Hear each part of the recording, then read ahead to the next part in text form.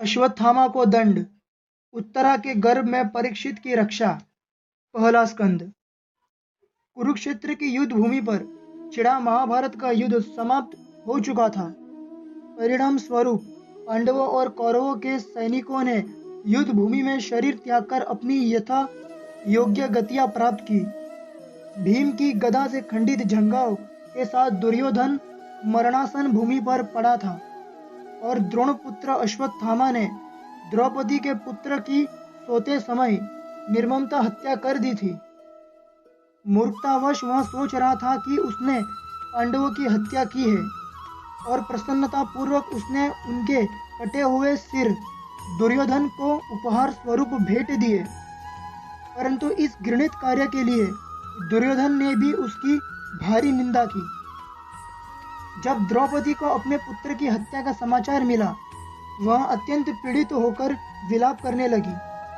अपनी प्रिय पत्नी को सांत्वना देते हुए अर्जुन ने घोषणा की, जब तक मैं अपने गांडीव से निकले अपने बाणों से अश्वत्थामा का सिर काटकर तुम्हारे समक्ष नहीं लाऊंगा, तब तक मैं तुम्हारे आंसुओं को नहीं पोंछूंगा। अपने पुत्र की अंत्येष्टि के पश्चात जब तुम अश्वत्थामा के सिर पर खड़ी होकर स्नान करोगी, उस समय निश्चित ही तुम्हारे हृदय की यह पीड़ा कुछ शांत हो जाएगी। वीरता भरे अपने वचनों से द्रौपदी को सांत्वना देने के बाद अर्जुन ने अपना कवच पहना और अस्त्र शस्त्रों के साथ लैस होकर अपने रथ पर सवार हो गया। भगवान श्री कृष्ण ने अपने प्रिय मित्र के घोड़ों की लगाम संभाली और वे दोनों उस ब्राह्मण पुत्र की खोज में निकल पड़े। दूर से आते अर्जुन को देखकर अश्वत्थामा ने अपने घोड़ों की गति बढ़ा ली, परंतु कुछ समय पश्चात उसके घोड़े थक गए और अंततः अपने बचाव का अन्य कोई चारा न देखते हुए अश्वत्थामा ने अपना अचूक ब्रह्मास्त्र निकाला। आचमन करने के पश्चात अश्वत्थामा उस अस्त्र को छोड़ने के लिए मंत्रों का उच्चारण करने लगा, परंतु उसे वापस कैसे खींचना है उसे इस विद्या का ज्ञान नहीं था। ब्रह्मास्त्र के छूटते ही समस्त दिशाओं तीव्र प्रकाश से आलोकित हो उठा। इस गंभीर स्थिति को देखते हुए भयभीत अर्जुन ने श्री कृष्ण से कहा, हे नाथ, आप परम भगवान हैं। केवल आप ही अपने भक्तों के हृदय को अभय प्रदान करने में सक्षम हैं। जरा देखिए, यह अद्भुत तेज किस प्रकार समस्त दिशाओं को निगलने जा रहा है। भगवान श्री कृष्ण ने उत्तर दिया, मृत्यु के भय से अश्वत्थामा ने ब्रह्मास्त्र का सहारा लिया है। यह प्रचंड अग्निमय प्रकाश उसी के द्वारा छोड़ा है। इस ब्रह्मास्त्र के भीषण तेज और गर्मी को एक अन्य ब्रह्मास्त्र ही निरस्त कर सकता है। इसलिए तुम अपना ब्रह्मास्त्र छोड़कर इसे शांत करो। आचमन करने के उपरांत अर्जुन ने सर्वप्रथम भगवान श्री कृष्ण की परिक्रमा की और फिर अपना ब्रह्मास्त्र छोड़ दिया। जब ये दोनों अस्त्र परस्पर टकराए, संपूर्ण आकाश एक विशाल अग्नि चक्र से आच्छादित हो गया। इसके तेज से तीनों लोकों का प्रत्येक प्राणी झुलसने लगा। सृष्टि के भावी विनाश को देखते हुए अर्जुन ने तुरंत दोनों अस्त्रों को वापस खींच लिया और तपते तांबे जैसे क्रोध भरे नेत्रों के साथ उसने द्रोणपुत्र को बंदी बनाकर उसी प्रकार बांध लिया जिस प्रकार किसी पशु को बांधा जाता है। जब अर्जुन बंदी को पांडवों के खेमे की ओर ले जा रहे थे, उस समय श्री कृष्ण ने कहा, इस ब्राह्मण पुत्र ने सोते हुए निरीह बच्चों की हत्या की है। इसे छोड़कर तुम इस पर जरा भी दया मत दिखाना। इसका यह जघन्य कार्य युद्ध के नियमों के विरुद्ध है। यह क्रूर और पापी व्यक्ति मृत्युदंड के लिए सर्वथा योग्य है। इसकी हत्या से उसका कल्याण होगा, क्योंकि यदि इसे अभी दंड नहीं मिलेगा तो इसे अपने पापों के लिए नरक की यातनाएं झेलनी पड़ेगी। अर्जुन, स्मरण रखो कि तुमने द्रौपदी को वचन दिया है कि तुम अपने परिजनों के हत्यारे का वध करोगे। यद्यपि श्री कृष्ण अर्जुन की परीक्षा ले रहे थे, अर्जुन अश्वत्थामा को मारना नहीं चाहते थे। अपने खेमे में पहुंचकर अर्जुन बंदी अश्वत्थामा को द्रौपदी के सम्मुख लाए, जो अभी तक अपने मृत पुत्रों के लिए विलाप कर रही थी। जब द्रौपदी ने अपने सामने द्रोण पुत्र को रस्सियों से बांधा खड़े देखा, एक निष्पाप सदा हृदया स्त्री होने के कारण उसने सबसे पहले उसे प्रणाम किया। इतना ही नहीं, वे इस दृश्य को सहन नहीं कर पा रही थी कि उनके पति के गुरु पुत्र को एक जानवर की भांति बांधा गया था। यह देखकर द्रौपदी अर्जुन से याचना करने लगी, ब्राह्मण होने के कारण ये हमारे गुरु के समान है, आप इन्हें मुक्त कर दीजिए। कृपया अपने पति के साथ केवल इसलिए सती नहीं हुई क्योंकि उनका यह पुत्र अभी तक जीवित था। मैं नहीं चाहती कि वे भी पुत्र वियोग की उस पीड़ा से गुजरे जिससे मैं गुजर रही हूँ। यदि कोई क्षत्रिय किसी ब्राह्मण का अपराध करके उसे क्रोधित करता है, तो उस क्रोध की अग्नि संपूर्ण राज परिवार को भस्म कर सकती है। महाराज युधिष्ठिर पूरी तरह द्रौपदी के कथन से सहमत थे।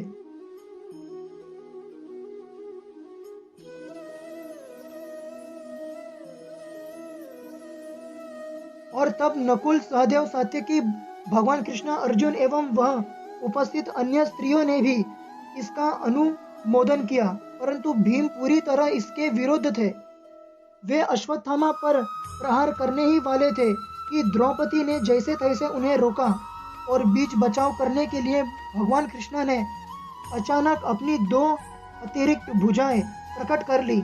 अर्जुन के उलझ भरे चेहरे को देखकर भगवान श्री कृष्ण ने मुस्कुराते हुए कहा, एक ब्रह्मा बंधु पर शारीरिक रूप से प्रहार नहीं करना चाहिए, परंतु यदि वह आतताई बन जाता है तो निश्चित ही उसकी हत्या की जानी चाहिए।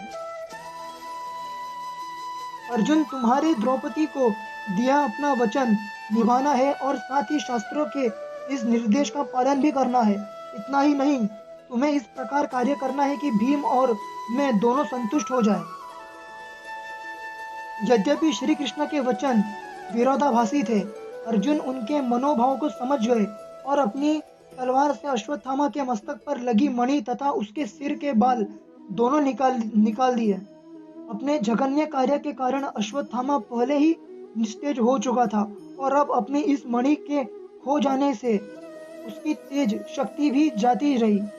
तब अश्वत्थामा को खोलकर पांडवों के खेमे से बाहर निकाल दिया गया और उस जैसे महान योद्धा के लिए यह अपमान मृत्यु से बदतर था। इसके पश्चात पांडव और कुरुगण अपने दिवंगत संबंधियों की आत्माओं को तिलांजलि देने के लिए गंगा तट पर गए। इस अनुष्ठानों से निवृत्त होने के बाद वे शोकातुर हो नदी तट पर ही बैठ गए। उस समय भगवान श्री कृष्ण एवं अन्य महान ऋषियों ने आध्यात्मिक शिक्षाओं के माध्यम से उन सबको सांत्वना देने का प्रयास किया। कुछ समय पश्चात भगवान श्री कृष्ण ने महाराज युधिष्ठिर से 3 अश्वमेध यज्ञ संपन्न करवाए। सारे कार्य समाप्त हो जाने पर श्री कृष्ण कुछ समय के लिए हस्तिनापुर में ठहरे और फिर उन्होंने अन्य यादवों के साथ वहां से द्वारका के लिए प्रस्थान करने का निश्चय किया। उस समय श्रील व्यासदेव सहित अन्य महान ब्राह्मणों ने उनकी पूजा की, परंतु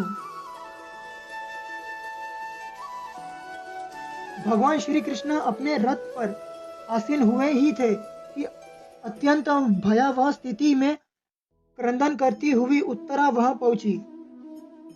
हे देवादिदेव, कृपया मेरी रक्षा कीजिए। ये अग्नेय बाण अत्यंत तीव्रता से मेरी ओर आ रहा है। यदि यह आपका इच्छा है कि मैं भस्म हो जाऊं, तो मुझे कोई आपत्ति नहीं है, परंतु कृपया मेरे गर्भ को नष्ट होने से बचाइए। भगवान श्री कृष्ण समझ गए कि वह ब्रह्मास्त्र अश्वत्थामा ने पांडवों के अंतिम वंशज को मारने के लिए छोड़ा है। तभी पांडवों ने तुरंत अपने अस्त्र शस्त्र उठा लिए, परंतु भगवान श्री कृष्ण जानते थे कि अश्वत्थामा के अस्त्र को निरस्त करने के लिए समय बहुत कम है और स्थिति अत्यंत नाजुक।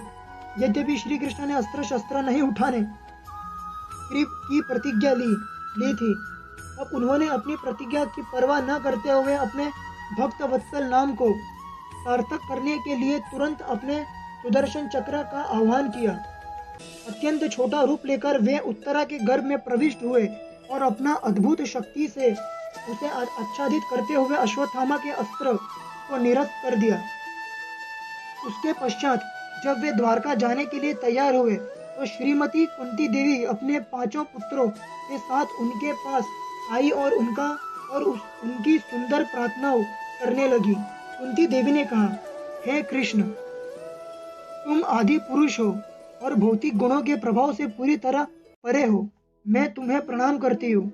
जिस प्रकार मंच पर अभिनय करने वाले नट को पहचानना नहीं जा सकता है, उसी प्रकार तुम भौतिक इंद्रियों की पहुंच से परे हो और तुम्हें केवल वे भक्त एवं आध्यात्मिकवादी ही समझ सकते हैं जो पूरी तरह भौतिक कल्मश से शुद्ध हो चुके हैं।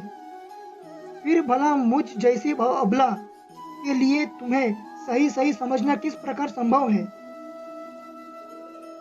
हे भगवान, आपकी नाभि कमल पुष्प के समान सुंदर है। आप सदैव कमल पुष्पों की माला में सुसज्जित रहते हैं। आपके नेत्र कमल पुष्प के समान शीतलता प्रदान करते हैं तथा आपके चरण कमल पुष्पों से अंकित है। मैं आपको नमन करती हूँ।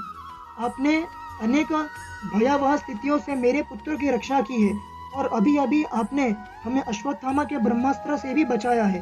परंतु मेरी तो यह इच्छा है कि हमारे ऊपर से सब विपदाओं बार बार आए, जिससे हमें बार बार आपका दर्शन प्राप्त हो सके, क्योंकि आपके दर्शन का अर्थ है कि हमें फिर से जन्म मृत्यु का दर्शन नहीं करना पड़ेगा। हे नाथ, जब आप एक मनुष्य रूप में लीलाएं करते हैं तो उस समय आपके कार्य अत्यंत भ्रामक होते हैं। यद्यपि आपको देखकर स्वयं भय भी भयभीत रहता है, परंतु आप माता यशोदा के हाथों में छड़ी और आपको बांधने के लिए लाई गई रस्सी देखकर भयभीत हो जाते हैं। निश्चित ही यह हमें भ्रमित कर डालता है।